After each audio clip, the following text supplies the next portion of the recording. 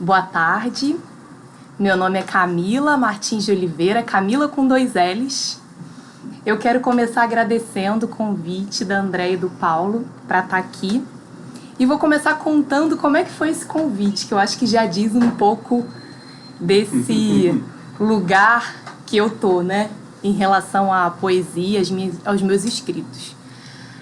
No lançamento do livro de uma amiga nossa, da Josi, que já esteve aqui no canal, eu conheci Paulo, a Andréia me apresentou o Paulo, e aí eu comentei com o Paulo que eu escrevia. E aí falei pra ele, Paulo, eu escrevo umas coisinhas singelas e despretensiosas. E aí o Paulo já me deu uma provocada, né? Mas você é poeta? E aí eu fiquei meio desconcertada. Eu sou poeta? Então, eu acho que já diz um pouco desse lugar, né? E tá aqui, para mim, é importante também por isso, né? De começar a afirmar e ocupar esse lugar, sim, de poeta. E aí eu quero me apresentar e eu vou falar um pouquinho de como a literatura, a escrita entra na minha vida, né? E aí eu vou voltar a falar um pouquinho da criança Camila, que era uma criança que adorava inventar histórias, muito solitária, adorava brincar sozinha e inventava um monte de personagens. E a minha brincadeira preferida era inventar histórias. Sonhadora. E eu sonhava em ser escritora quando eu era criança. E aí eu lembro, esse conto que eu escrevi eu perdi, mas eu lembro de, na infância, escrever uma história que falava sobre o feudalismo. Era um romance na época do feudalismo. E é uma lembrança que eu tenho, assim, da escrita bem precoce, né? E adorava ler. Eu tinha os livros, né, como companheiros. E aí, na adolescência, a escrita já entra num outro lugar, que é um lugar de escoar os sentimentos, as angústias, os medos, um lugar de desabafo. Então, a escrita me fazia... Eu conseguia me sentir melhor quando eu escrevia. E foi uma época de muita produção escrita, que eu escrevia muito. Falava dos amores platônicos, dos sonhos. E aí, na fase adulta, a escrita já vem num lugar de me ajudar a organizar melhor algumas ideias, trazer um outro olhar sobre o cotidiano. E aí eu queria já começar lendo um texto que eu escrevi, e que eu não tenho aqui as datas, então eu vou... são textos que pegam vários momentos, e eu não sei dizer de quando, mas eu vou ler. Que se chama Crônica de um Pré-Carnaval no Rio de Janeiro. Cores na Avenida Rio Branco, numa quarta-feira que não é de cinzas, anunciam um carnaval por vir. Minha carne de carnaval deseja se jogar na avenida, se deixar levar pelo ritmo frenético dos blocos, se perder e depois se achar na multidão. Quer se fantasiar para ser outras. Já minha alma preguiçosa quer passar o carnaval deitada na rede de afetos da varanda com vista para a lagoa. Sozinha e nostálgica, sonhando acordada. Conectada somente com as lembranças, sentimentos e a natureza em volta. A carnal quer êxtase de alegria, conversas sem fim, sorrisos infinitos, loucuras cotidianas, quer viver tudo o que há para viver, com muitas doses de fantasia. A outra, serena, só precisa de silêncios, sombra e água fresca. E aí eu tenho vários textos sobre o carnaval que e a gente está num momento, né, chegando bem pertinho do carnaval, eu quis trazer esse texto. Eu tenho vários, assim, sobre carnaval, porque eu tenho uma relação muito próxima, muito afetuosa com o carnaval. E aí eu queria compartilhar um pouco também como é que a escrita entra na minha relação com o meu trabalho, né? Então, estava falando desse percurso da escrita, de uma escrita poética, né? Eu sempre gostei mais de escrever contos pequenos, crônicas e muito pouco de poesia. E aí, eu sou psicóloga, né? Eu trabalho no mesmo programa que a Andrea, no Núcleo Interdisciplinar de Apoio às Escolas, que são equipes de psicólogos, assistentes sociais e professores que fazem um trabalho de apoio às escolas. E aí, nesse trabalho, se deu um encontro com a poesia falada. Em 2013, foi feita uma parceria entre a Casa Poema, que é uma instituição que foi criada pela Elisa Lucinda, que é poeta, atriz, e a Secretaria Municipal de Educação. O nome do projeto era Versos de Liberdade. E o objetivo do projeto era trabalhar a temática do preconceito e da discriminação racial através da poesia falada. E aí o nosso núcleo, né, nosso programa, foi escolhido para receber essa primeira turma desse projeto, no sentido de desdobrar isso nas escolas. E eu vou fazer essa turma, quando falou, é poesia, eu falei, nossa, legal. Eu nem gosto tanto de poesia, não conheço tanto, mas eu gosto de literatura, né? Eu sou uma amante dos livros, então acho que pode ser interessante. E aí eu fui fazer esse curso, e esse curso abriu muitas janelas, assim, de possibilidades de trabalho. Eu fiquei encantada. Como é que mais ou menos acontecia essa turma? A gente escolhia uma poesia que a gente realmente amasse, uma poesia que trouxesse as nossas vozes, aquilo que a gente quer dizer para o mundo. E aí a gente, ao longo da oficina, a gente trabalhava na expressão dessa poesia, no entendimento desse texto, fazia um mergulho nesse texto e ia trabalhando a expressão dessa poesia. E eu fiquei assim enlouquecida. Eu escolhi uma poesia que se chama Cântico Negro, não sei se vocês conhecem, que é do José Régio. E essa poesia, ela fala de um fortalecimento, né, de um processo de fortalecimento de si na vida, das suas próprias escolhas, né? Um poema muito afirmativo, muito forte. E esse poema me ajudou. Ele tem umas partes que falam assim, não vou por aí, só vou por onde me levam meus próprios passos. Se eu que busco saber, nenhum de vós respondes, por que me repetis, vem por aqui? E vai por aí, né? E esse poema, ele me ajudou a sair da casa dos meus pais. Era uma coisa que eu já queria, eu já tinha passado dos 30 e tava aí às voltas querendo sair de casa, mas não conseguia. Uma família muito afetuosa, muito amorosa. E eu pego esse poema e esse poema me ajuda muito a sair da casa dos meus pais. Eu falava poesia para eles e eles ficavam meio assustados, porque ele é um poema bem, né, bem forte, bem que impacta, né, quem tá ouvindo. Falava para mim, falava sozinha e ele me ajudou a me mover, a fazer esse movimento que eu queria, que eu precisava, né?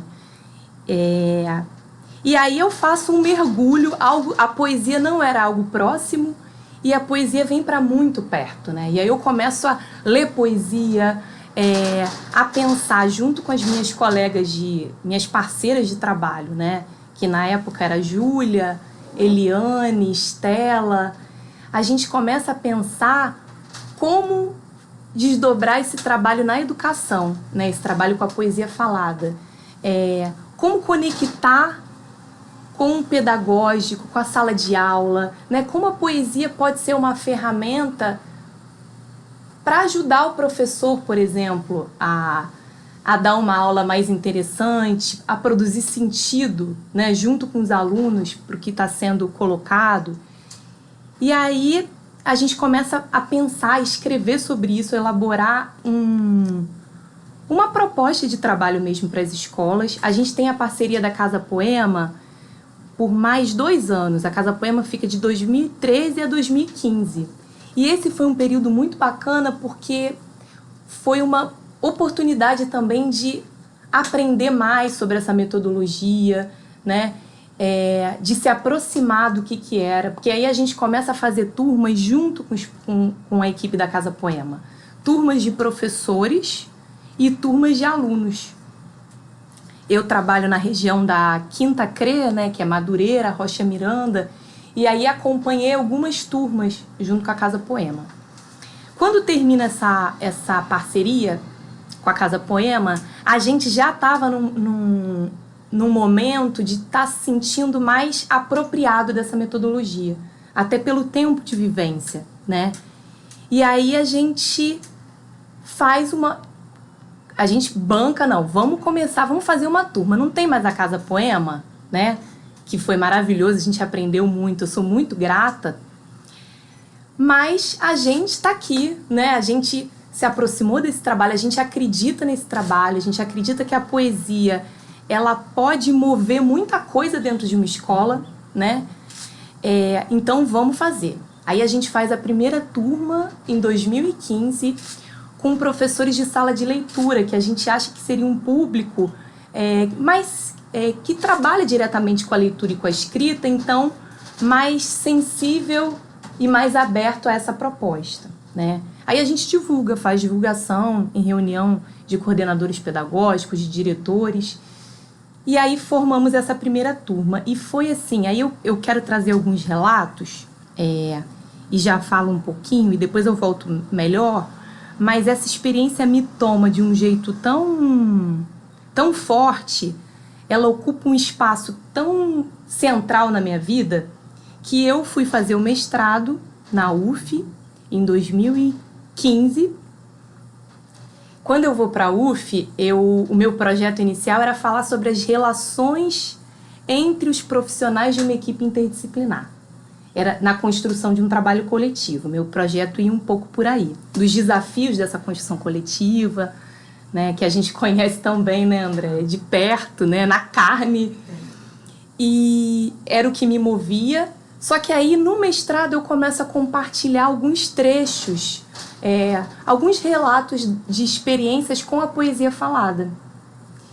E o grupo e a minha orientadora vão falando, nossa, mas isso aqui é muito fantástico.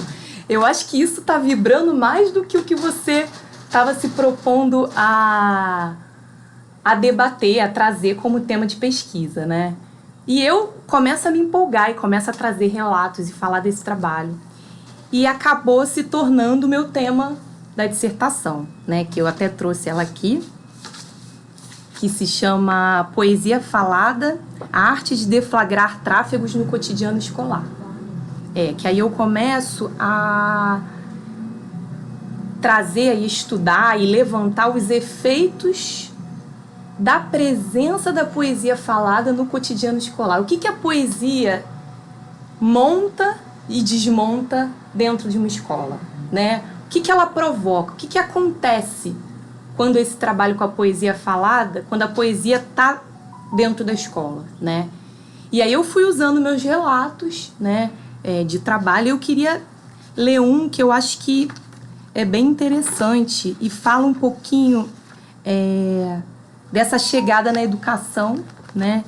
Eu não tinha nenhuma experiência na educação antes de ir para esse trabalho, né? Eu fiz um concurso em 2008, concurso que a gente fez foi para a saúde. Eles chamaram um quantitativo para a saúde e um a mais, um excedente para educação. E aí eu entrei nesse grupo. Então era um campo, quando eu chego na educação, é um campo que eu não conhecia, totalmente novo, né? E aí na dissertação foi muito interessante que na pesquisa eu tive a oportunidade também de ter um outro olhar para esse trabalho. Eu acho que foi um ganho muito, muito bacana, assim. Que aí eu fui resgatar lá meus relatos, né? Como a escrita tem esse lugar importante para mim, eu fui lá nos meus caderninhos, quando eu cheguei na educação, como é que era, o que eu sentia, né? E era o que ficava fora dos relatórios, né? Os relatórios de trabalho, que falavam desses sentimentos, das angústias, né? Que o início foi muito angustiante. E no mestrado eu tive a oportunidade de construir essa escrita que traz os acontecimentos, que traz a vida, que traz os processos, as experiências, né? Foi o grande desafio do mestrado foi esse, colocar em palavras experiências vividas, né? E, Camila, assim, no momento também que era tudo muito novo. Muito novo. Inclusive para a própria educação. A Sim. gente estava construindo um percurso de trabalho na educação, psicólogos e assistentes sociais, que até então não tinha. Sim. Né? E a gente também procurava, inclusive, romper com uma história da psicologia na educação, que foi muito, né, muito difícil, que Sim. trouxe consequências sérias. Sim. Então, um momento muito novo para a própria educação e para a gente que vinha de uma outra formação dentro da própria psicologia, dentro desse campo, né? Exatamente. Então, você traz algo também muito inovador. Você, Sim. com a sua pesquisa, com o seu trabalho, a sua experiência, você também vai construindo uma Sim. outra história dentro da própria educação. É porque é isso, André, exatamente. A gente sabia o que a gente não queria e não deveria fazer, né? Que o nosso papel na escola não era fazer atendimento clínico individual, porque isso só reforça a individualização de problemas, né, que são colocados no aluno. A gente entendia que não era isso que a gente queria, Não era né? diagnosticar. Não era diagnosticar, mas também nesse momento aqui, né, de chegada, a gente também não sabia muito o que fazer, né? E a gente teve que construir mesmo, teve que inventar. E a dissertação fala disso, né? Dessa invenção de um modo de estar na educação, enquanto psicóloga. Então, o que eu fiz nesse trabalho foi levantar esses efeitos, e aí, para isso, eu trago várias cenas, né, que aconteceram com alunos, com professores, e também falo do quanto que esse encontro com a poesia falada, ele me ajudou a criar um novo modo de ser psicóloga na escola, de estar de um outro jeito, né? E aí você traz um outro elemento, a arte. Sim, sim, sim. Que me ajudou muito, assim. Eu vou ler. Cheguei sem saber. Nunca trabalhei em escola. Essa é minha primeira experiência na educação. Sou como uma turista chegando num país desconhecido. Não falo a língua oficial e desconheço os costumes e hábitos. Tudo me parece muito estranho. Muitas vozes pelos corredores, olhos cansados e tristes, outros que brilham e alguns sorrisos. Sinto-me um pouco perdida nessa imensidão que é a escola. Não sei como começar. Não sei como me aproximar. Observo na entrada, observo no recreio, observo. O que eu faço com isso que percebo? Como transformo isso em trabalho? Ainda não encontrei um lugar aqui. Fico pelas beiradas, pelas margens, tentando achar um espaço vazio. Todo mundo sabe o que fazer, menos eu. Sinto o clima pesado por aqui. Encontro refúgio nas palavras. Escrevo relatórios. Deixo de fora os sentimentos. O que eu faço com eles? Acumulei muitas teorias e conhecimentos ao longo de 5 anos de formação universitária. Tento aplicá-las. Elas não cabem, não funcionam aqui. A realidade não se encaixa no meu modelo. Às vezes, a escola me parece outro mundo dentro do mundo. A vida ficou lá fora do portão. Não me sinto fazendo parte desse campo. Olho de cima, não estou dentro. As coisas não funcionam como deveriam.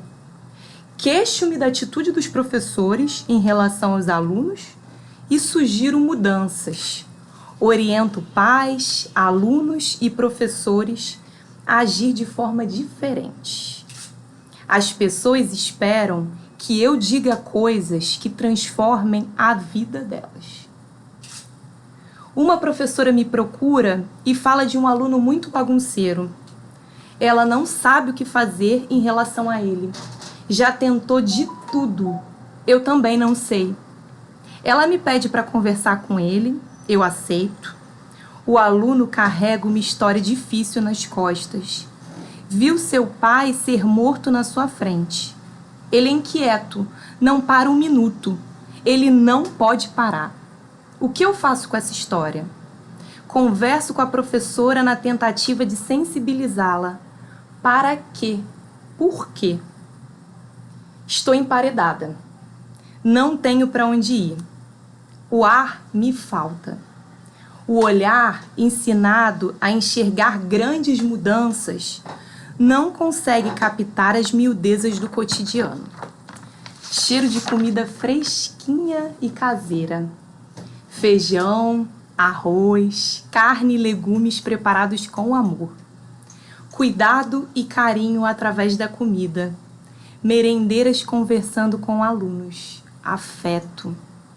A poesia chegou. A poesia chegou. A poesia chegou. A poesia chegou. Estar na escola tem sido gostoso. As horas passam e eu nem percebo. Quando vejo, já passou das 5. Reconheço que faço parte desse campo. Sou uma profissional de educação. Pertencimento, diálogo com professores. Compartilhamos angústias e esperanças. Esperanças que se renovam a cada dia no trabalho. Nesses encontros, me reconfiguro.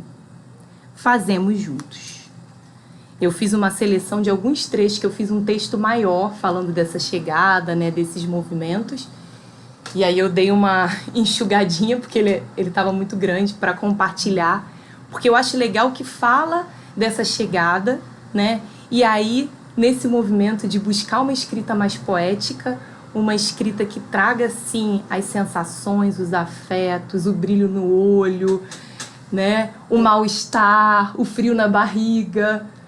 Enquanto você estava lendo, eu estava pensando exatamente nisso. Uma escrita poética até num trabalho acadêmico. Olha! Sim, sim. E eu tive a sorte, né? A sorte eu também procurei, né? De estar num programa que não só valoriza, como estimula essa escrita inventiva, que é o programa da UF, né, da psicologia. Minha orientadora, a Kátia Aguiar, queridíssima, assim, teve muito junto e nesse sentido de legitimar esse lugar dessa escrita poética e trazer a potência disso, né?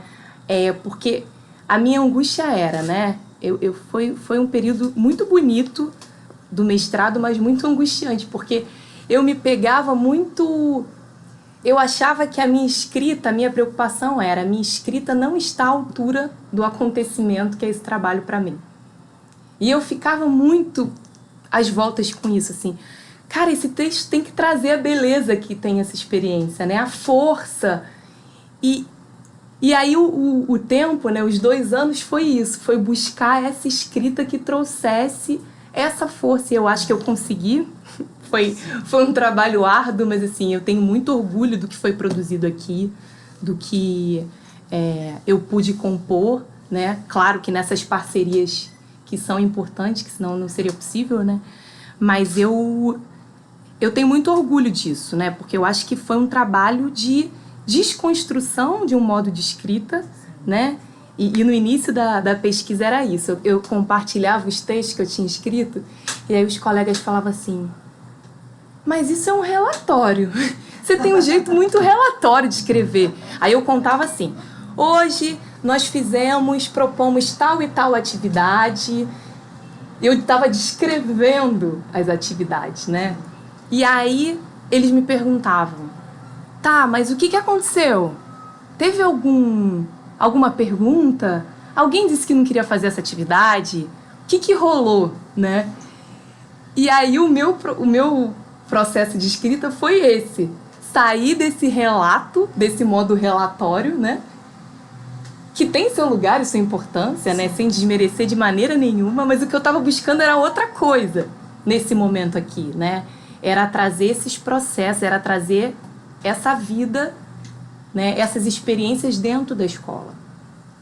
Então, foi muito importante, assim. E eu acho que também, como eu já tinha dito, né? De poder olhar de uma outra forma para esse esse trabalho. Eu acho que eu não tinha a dimensão de algumas coisas, sabe?